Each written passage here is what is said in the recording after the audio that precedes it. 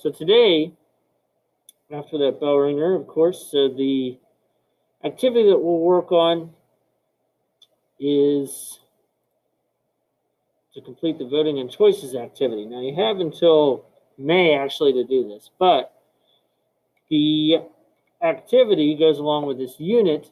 By that point, will be in economics. But if you look at the voting and choices assignment, which is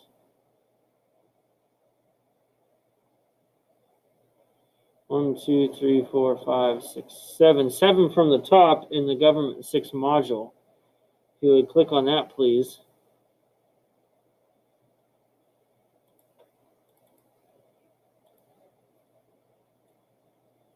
If you are 18 by May 18th, you can register to vote. The easiest way to do it is to use your Pennsylvania driver's license number. So you have a while to complete this, but since we're here together, it'd just be easier to do that. So if you click on this link,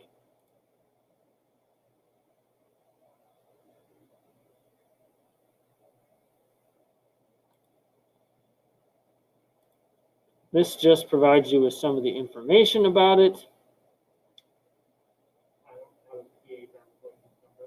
Oh, well, there is another way to do it by providing a picture of a signature that can be used. But anyway, that just provides you with some of the information about it. Down here, you can see it says the voter registration link. And if you click on that, so if you will actually be 18 by that date, then you can go ahead and fill in the pertinent information. That includes your name. Make sure you go first name, middle name, last name. And then make sure you click all these. You're a citizen. You'll be 18 by May the 18th. This is a new registration. The birth date, of course. And you should put in your email address. You can use your school email address. That way they can send you your confirmation number. And then your street address. The county where you live, you either live in Crawford, which is Titusville, Hyatown, and the Oil Creek Township that is in between the two of them, or you live in Venango, which is Pleasantville, the Oil Creek Township around it, and Cherry Tree, or you live out by Enterprise, which means you live in Warren County. And then the municipality where you live. That is the name of the borough, city, or township that you live in. So you live in either Titusville, Hyatown, Centerville, Pleasantville, Oil Creek Township, Cherry Tree Township, Southwest Township, so one of those other places. If you're not sure, we can certainly help you find that out. The next one, where you receive your mail, that's going to be the same, so you can skip that part. And this is where you would put in your PA driver's license. If you don't have one, then you can put in last 4 digits of your Social Security number. It will then ask you to provide a picture of a signature, which we can do on your Chromebook. And then down below, the political party, if you wish to be independent, you would check no affiliation. If you want to be a part of the 2 big parties, you would check Democratic or Republican. And do you require help to vote? No. You haven't changed your voter information. And you didn't get help with the form. That's if you're blind or can't read or something, you got help. That didn't take place either. So fill all that out. And if you need any help, please let me know. We will go over the notes, the last of the notes, about halfway through class. So the last section will be on civics in general, citizenship, that is.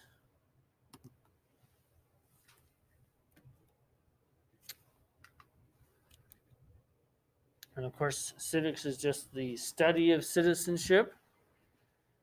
So your relationship between you and the community.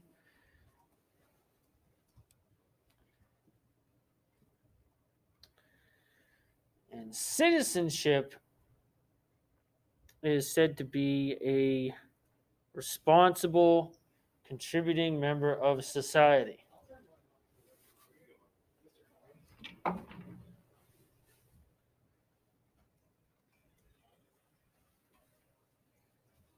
So being responsible, you're also productive and caring and all those other kinds of things, but mainly a responsible and contributing member of society.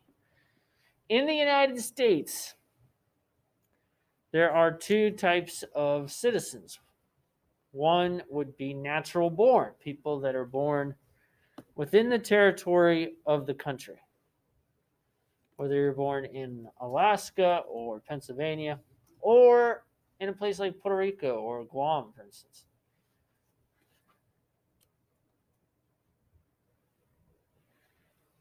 And then there are naturalized persons.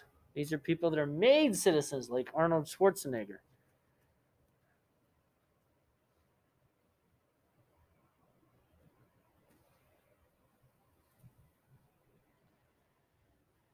And currently, in order to do that, first you have to live here for 5 years.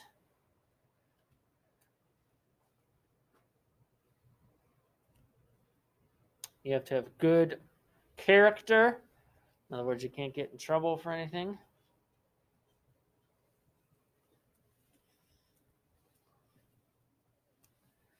You have to be able to read and write basic English.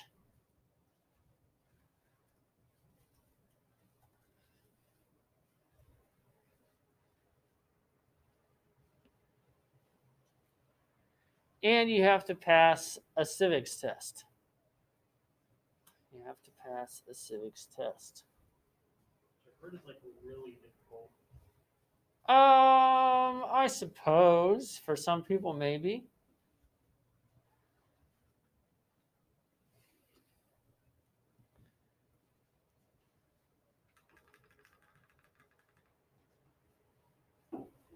And then there's civic responsibility.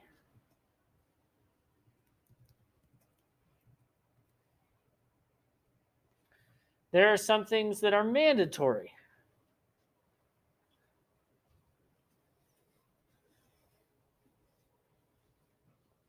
So, what kind of things do we have to do? Jury duty.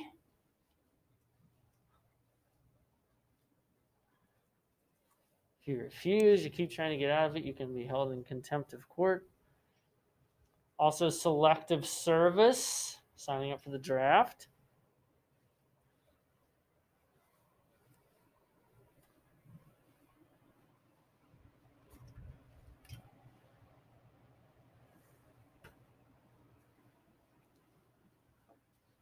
Paying taxes.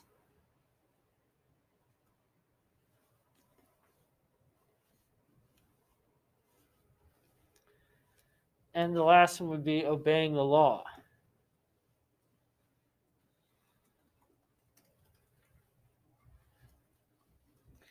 And then there are voluntary responsibilities, such as voting.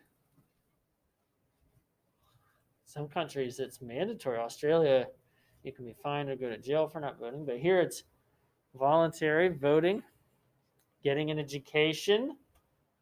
Educated citizens are more productive.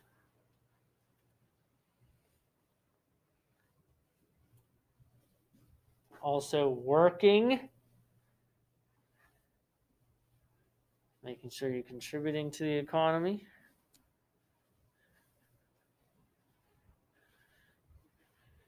Community service. There's quite a few things that are done in Titusville that are done by volunteers, not by paid government employees. And then, of course, just being a respectful person.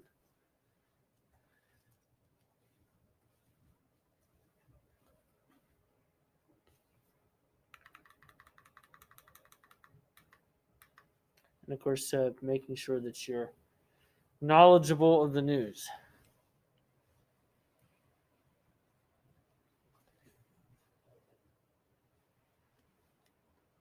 But something else that goes along with being a citizen is being critical of government.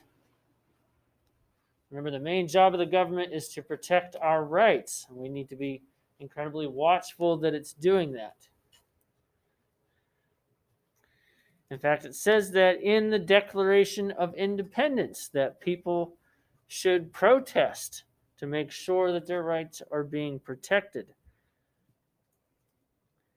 And if the government still isn't responsive, then we have the right to eliminate the government and create a different one. And 3 particular rights that we need to be pay attention to and be critical of the government if it doesn't protect them would be life, liberty, and the pursuit of happiness.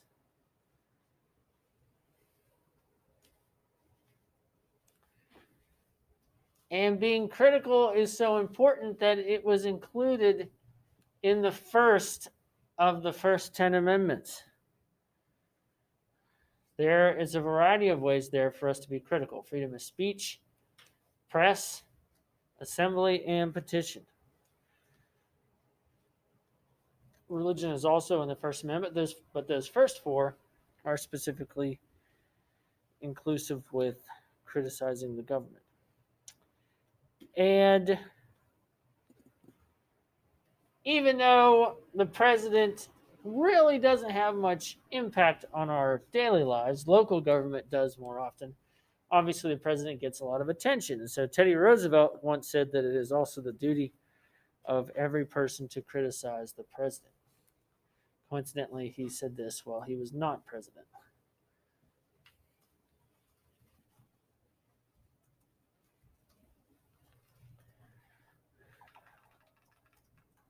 And our civic nature here has historical roots.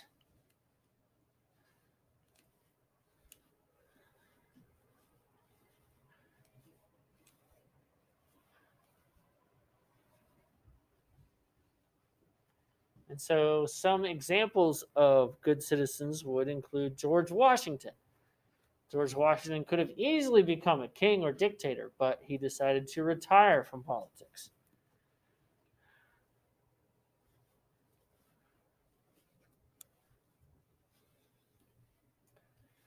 All of the founding fathers risked their lives during the Revolution because if they had lost, they probably would have been executed for treason.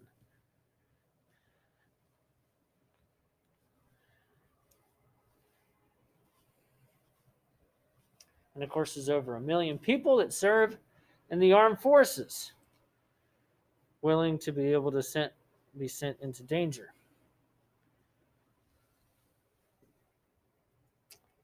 And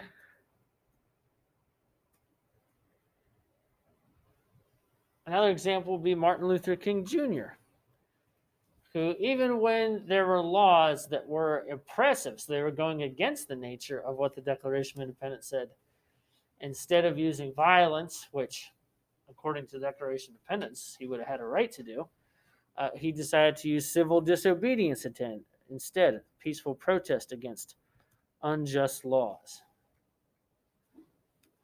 So those are just some examples of good citizens.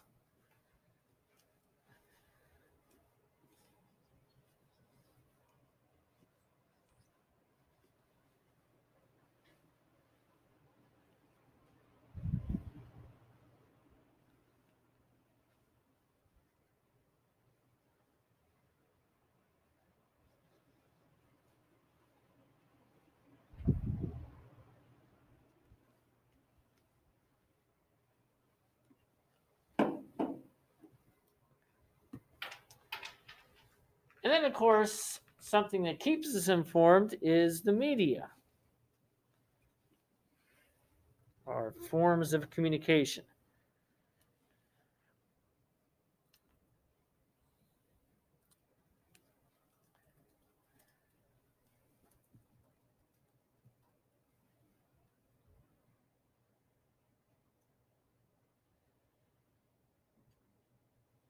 And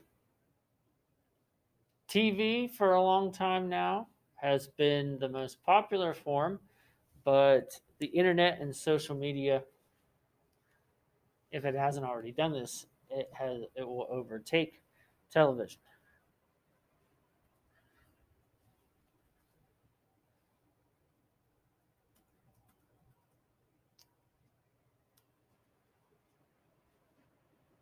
And one other thing about media is it has always been politically biased. It has always been politically biased. That's not anything new. Newspapers in the 1800s were started by the political parties, for instance, or they had specific political missions. And even though they're biased politically, the greater bias is obviously they need to make money. That's an even greater bias that the media has. They're going to report news that is popular, that keeps people interested. For instance, you might think a lot of the media hated Donald Trump, and perhaps they did as individuals. But they loved reporting on him not because they hated him, but because they increased their ratings and subscriptions a lot.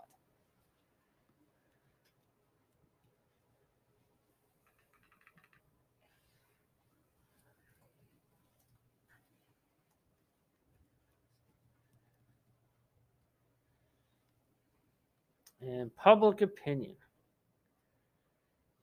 So, do politicians care what citizens think? And the answer is yes. Politicians want what is called a mandate. M-A-N-D-A-T-E. They want a mandate. They want to know that citizens approve of what they're doing.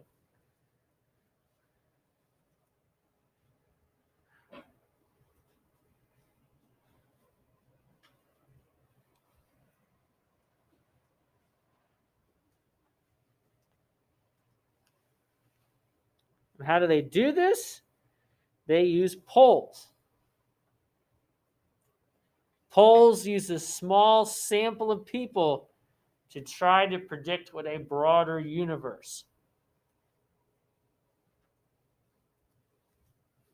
They take a small sample of people to predict a broader universe. So when they try to predict the president's approval rating or which way the election will go nationally, which actually isn't a good poll to use because we vote by states, not by a country.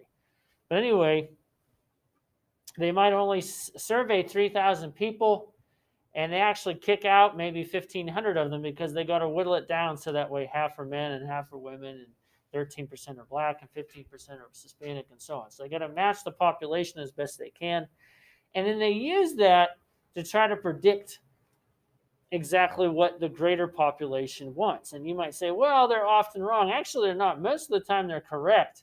And even when you think they're wrong, they're still actually correct. For instance, they include what is called a margin of error. So, for instance, in 2016, they were wrong about the states of Pennsylvania, Michigan, and Wisconsin. At least that's what it seemed like. But if you pay attention, before the election, they might have said Hillary Clinton will have 49% and Donald Trump will have 48% in Michigan, plus or minus 4 points.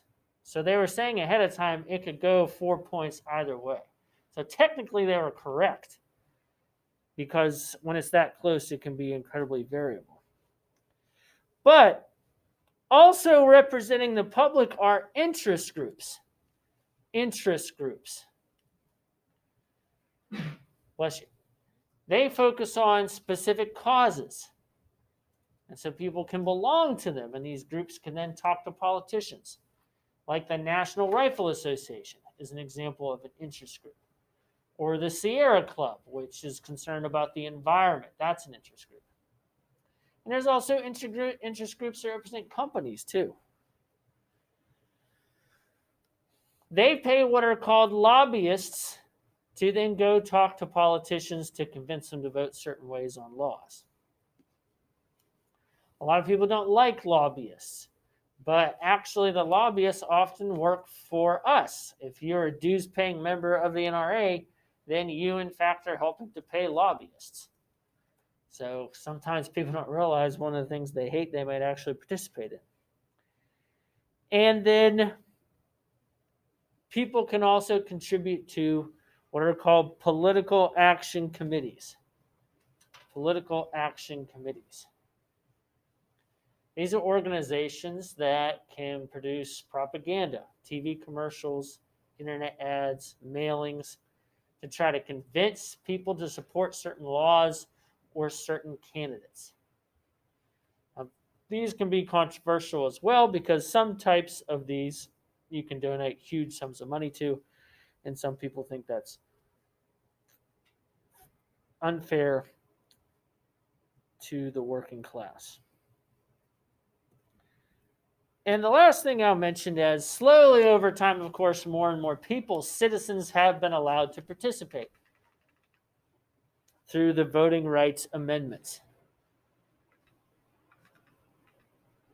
And there are 4 voting rights amendments altogether: the 15th, 19th, 24th, and 26th Amendments. And each of these focuses on a different topic. The 15th Amendment is on race. The 19th Amendment is on gender. The 24th Amendment removed the poll tax. You used to actually, in some states, have to pay a tax to vote. And the 26th Amendment lowered the voting age to 18, excuse me. It used to be 21 years of age.